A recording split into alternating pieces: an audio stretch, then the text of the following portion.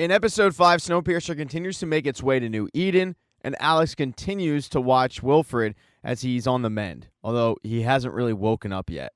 Alex, though, isn't the only person that wants to see Wilfred. Audrey tries to get to him, but Dr. Pelton stops her and says, "You're not even supposed to be in second class. You're restricted to third class. Get out of here." When Audrey pleads the case to Alex that Wilfred needs her, Alex just says, no, he doesn't. But most of the train is getting ready for the baby to arrive. This is the first baby in a while, so it's a big deal. The tale always had a tradition of suggesting names for a new baby. They're continuing that tradition. All the kids in school are writing their preferred name onto a card and putting it on a tree. Most of the time, though, the tale would settle for whatever city that they were closest to, which is why Winnie, his real name, is Winnipeg. Even with all the suggestions that they have, Layton and Zara still have no idea what they're going to name the baby, but they better figure it out soon because Zara's water breaks, and they have to rush to go see Dr. Hedwood. At the time of Zara's water breaking, Dr. Hedwood was in a meeting with Josie.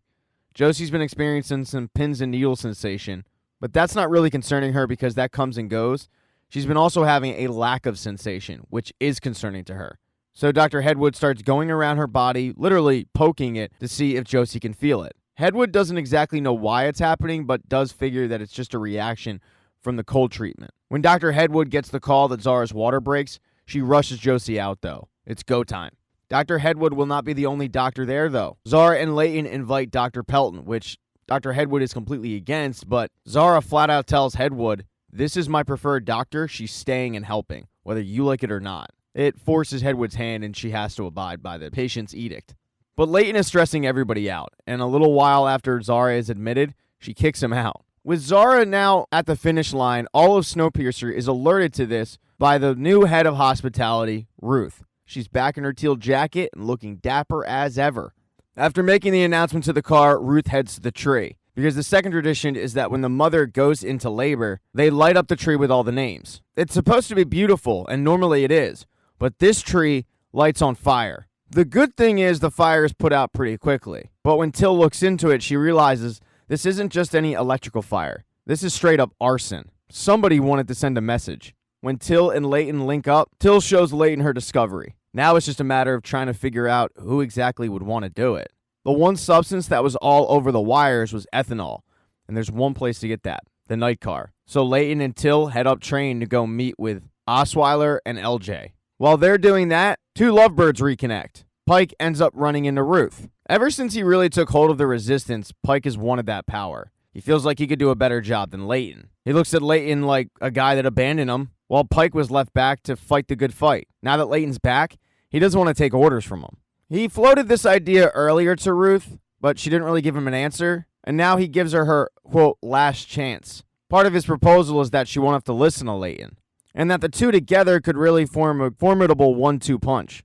Ruth is completely content, though, with being the head of hospitality. She's good where she's at. Pike is a little hurt and a little disgusted with the fact that Ruth won't go with him. He looks at Ruth and says, "I guess I'll see you around." Around the same time Pike was leaving Ruth, Layton and Till were arriving in the night car. They question Osweiler and LJ about their whereabouts, and Osweiler lets him know that even though he's a nut, Wilfred ran a pretty tight ship. They accounted for every drop of ethanol they used, so if they want to check the books, go ahead. But the real place that they should be looking is the Speakeasy. It's ran by Layton's people, the Tailies. So Osweiler takes them there. And sure enough, it's run by Zrek. When Zrek takes him down to where he stores the ethanol, he quickly realized that somebody stole part of his stash. And they stole a lot of it. More than would have been needed to simply spark an electrical fire. Which means somebody is running around the train with a lot more left. And that is a big issue. They both need to figure out who did this before the baby comes, so they split up. Till goes and has a talk with Audrey, and Layton goes and has a talk with Wilfred because he's supposed to be coming out of suspension. Maybe he knows who's doing this.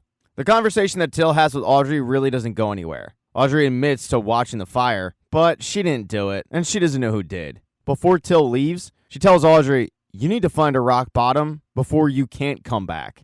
I know who you used to be. You used to be a healer. I saw it with my own eyes. I saw the power that you had in the night car.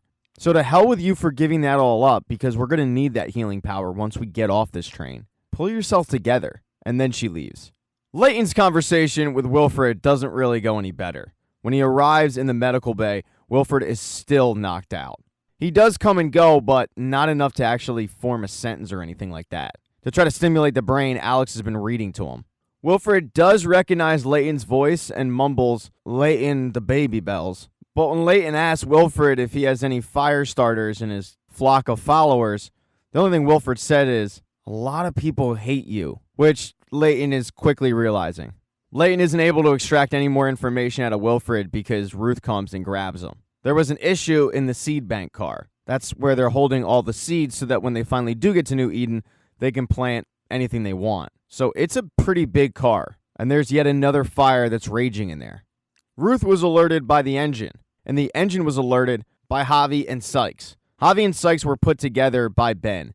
Ben simply can't trust Javi at all to run the train right now in his current condition. He feels like maybe having a partner would help, especially because Sykes dealt with a very similar situation as Javi. Her face was bitten off by Wilfred's dog. At first, Javi is completely against it. He doesn't trust Sykes at all, and he doesn't want a partner. He also feels betrayed by Ben because Ben doesn't think he's a competent engineer anymore. But all of that quickly dissolves when Sykes tells Javi how she was able to get over the dog bite. The worst part for Sykes is she doesn't even remember what she did to piss Wilfred off to get that scar on her face. She also tells Javi that while it was going on, all she could think of was, well, it's not the dog's fault. The fact that Javi has somebody else in the room that went through what he went through does help him. And when the fire goes on, it kind of snaps Javi out of it. When Leighton arrives in the seed bank, he doesn't exactly find a blazing inferno. He finds a trash can fire, one that he easily extinguishes. But Leighton is unknowingly being watched by Pike. And Pike stole a bunch of ammonium nitrate, which is exactly what you use to make a bomb. And that's what he does. He makes a bomb and sets it up. The fire was just a way to draw Leighton in. When Leighton gets within range, Pike detonates it. Luckily for Leighton, Till, who showed up, and one guy from hospitality, they don't get killed. They leave with minor scrapes and scratches. But they are pretty shaken by this. Somebody clearly just tried to murder Leighton. Leighton is woken up by Sykes as Javi gives the engine an update that the seed bank was miraculously saved. As if things couldn't get worse for Leighton, he has to make his way down train because he is desperately needed in the medical bay. Zara is not doing well. The cold treatment to her unborn baby dropped her internal temperature. It is dropping rapidly fast. She needs to get this baby out to legitimately save her life because her temperature is at something like 96 degrees. When Leighton does finally show up, the first thing he notices is just how cold she is. But with Leighton there, Dr. Pelton and Dr. Headwood, a few pushes and baby Liana comes out happy and healthy. Ruth makes the announcement to the train, and everybody's thrilled that we have a new passenger on board. A little while later, Wilfred comes out of suspension, although he's still woozy as hell. Audrey takes Till's advice, grabs a guitar, and starts entertaining third class, and that performance is seen by Pike, who realizes just what a shitty thing he was doing to Leighton, how low he stooped. So he sneaks off to an unoccupied part of the train, and he destroys the triggering device for the rest of the bombs that he planted. But the one place we really haven't talked about this entire episode is what happened in the engine. While Leighton is having a baby with Zara, Josie was having a tough time with that. She's still in love with Leighton. She confides in Ben because these two people are in love with someone that they can't have. Ben is still in love with Melanie, but he can't have her because she's dead. Josie's in love with Leighton, but she can't have him because he's with Zara. As Ben slowly teaches Josie how to be an engineer, they bond through this. And when the announcement of the baby comes, they hook up. So baby Liana might not be the only new passenger on Snowpiercer.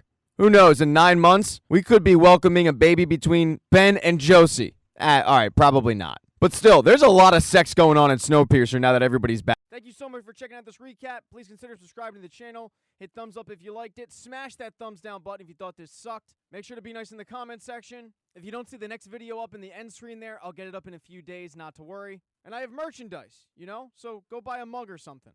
It's never too early to think about Christmas gifts, folks. Once again, thank you for checking out this recap.